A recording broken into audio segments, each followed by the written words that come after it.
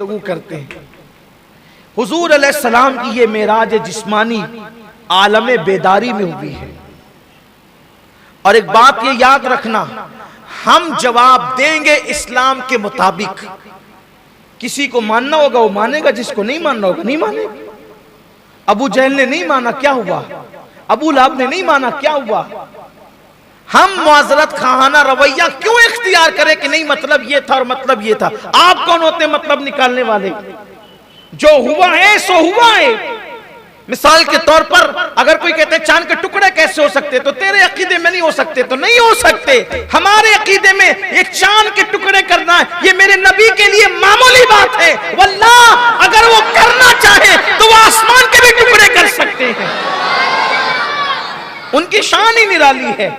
हमने कौन सा माजरात खाना रवैया इख्तियार करना है? आजकल कुछ लोग ये भी कहते हैं कि हुजूर अकरम सल्लल्लाहु अलैहि वसल्लम ने 11 बीवियों से निकाह क्यों किया? हमारे बात समझ में नहीं आती, आपकी समझ में नहीं आती, नहीं आती है। हमारे नबी में इतनी ताकत थी कि उन्होंने किया। हमारे नबी की शांति कि उन्होंने किया। हमारे आका सल्लल्लाहु अलैहि वसल्लम की शान थी कि उन्होंने किया। और किया तो किस शान से किया कि हुजूर की कोई बीवी नाराज न रही, बल्कि हर बीवी कहती थी कि जो कुरान है वही उनका अखलाक है, जो अखलाक है वही कुरान बयान कर रहा है। तो अर्ज ये कर रहा था कि हुजूर की मेराज आलम बेदारी में हुजूर को हुई है। तो उसकी दलील तो सबसे बड़ी यह है कि मक्के वालों का लड़ना उलझना ये कैसे हो सकता है, ये कैसे हो सकता है? बल्कि खुद हदीस पाक में आता है, सीरत की किताबों में, कि चूंकि हुजूर अलैहिस्सलाम उम्मे हानी के मकान से तशरीफ ले गए थे, तो जब उम्मे हानी ही के मकान में हुजूर तशरीफ लाए तो हुजूर ने सबसे पहले ये बात उम्मे हानी को कहा, क्योंकि उन्हीं के घर में थे। ये सीरत में लिखा हुआ है। सबसे पहले उम्मे हानी को कहा, उम्मे हानी ऐसा ऐसा हुआ, अब मैं जा रहा हूं लोगों को बताऊंगा। उम्मे हानी ने कहा, या रसूल अल्लाह, मैं आपको वास्ता देती हूं अल्लाह का कि आप ऐसा ना करें, वरना लोग आपको झुटलाएंगे। क्योंकि ये बात ही ऐसी है कि वो आपको झुटलाते हैं, झुटलाएंगे। हमने माना है लेकिन वो आपको झुटलाएंगे। सरकार ने फरमाया, उम्मे हानी ये मेरे अल्लाह का हुक्म है कि मैं लोगों को बताऊं।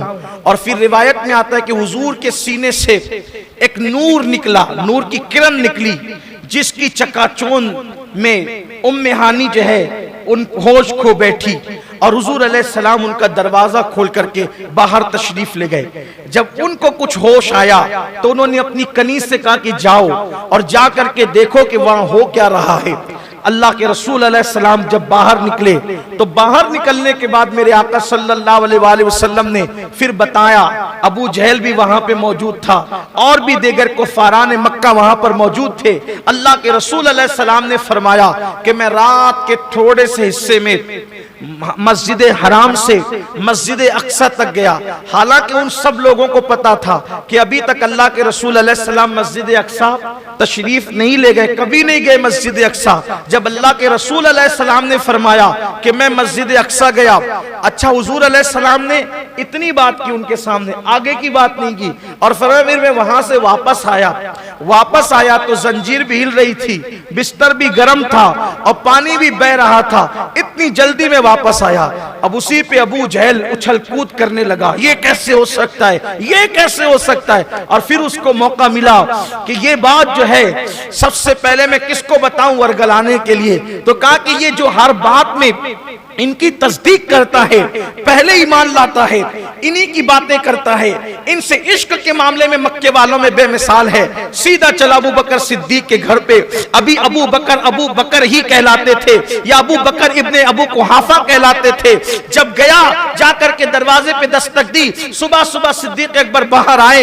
आने के बाद जो है अल्लाह अकबर, उसने कहा देखो कोई ये कहे कि मैं मक्के से अक्सा गया, वापस आया, जंजीर हिल रही थी, बिस्तर गर्म था, क्या ये मानने की बात है? लेकिन मेरे आका सिद्दीक अकबर ने कहा मगर ये तो बता, ये कहता कौन है, ये बात कहता कौन है, ये बता।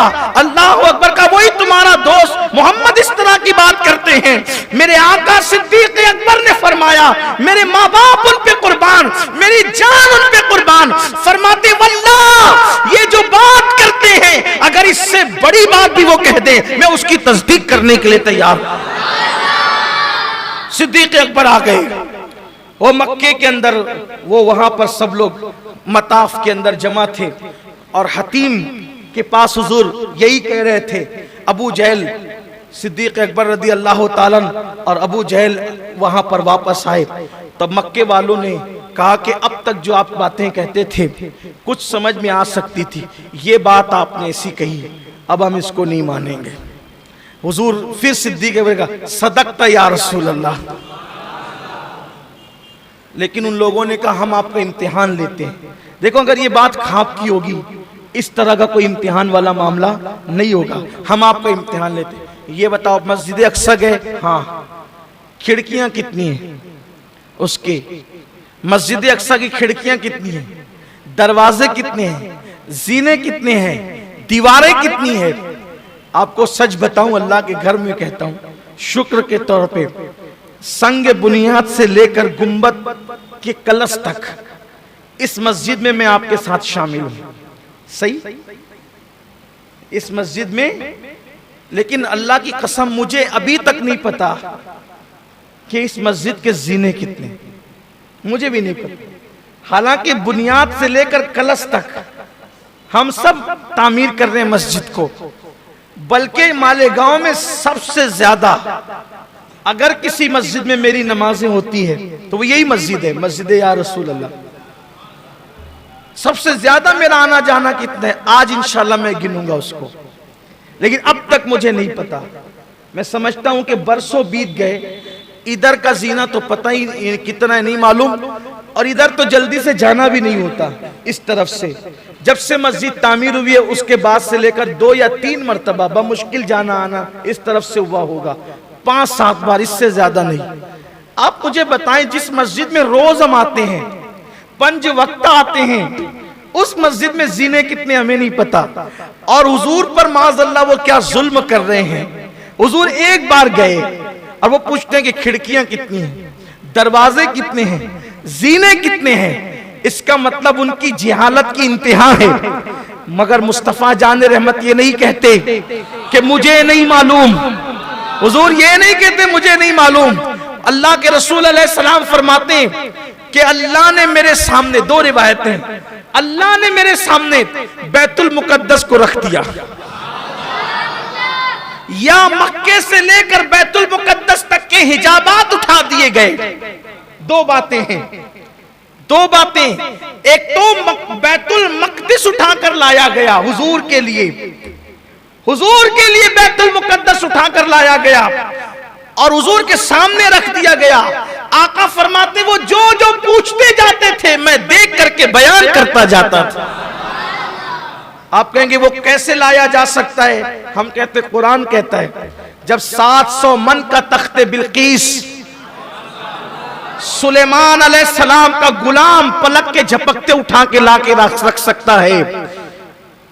सुलेमान अलैहिस्सलाम के लिए, सुलेमान अलैहिस्सलाम का गुलाम 700 मन का तख्त जब पलक के झपकते उठा के लाके रख सकता है, सुलेमान के लिए सुलेमान का गुलाम जब पलक के झपकते तख्ते बिल्कीस उठा के लाके रख सकता है, तो मोहम्मदुर रसूलुल्लाह का खुदा मोहम्मदुर रसूलुल्लाह के लिए अगर बैतुल मुकद्दस को उठा के रख दे तो इसमें ताज्जुब की बात क्या है? जब सुलेमान का गुलाम कुछ कर सकता है तो सुलेमान का खुदा क्यों नहीं कर सकता?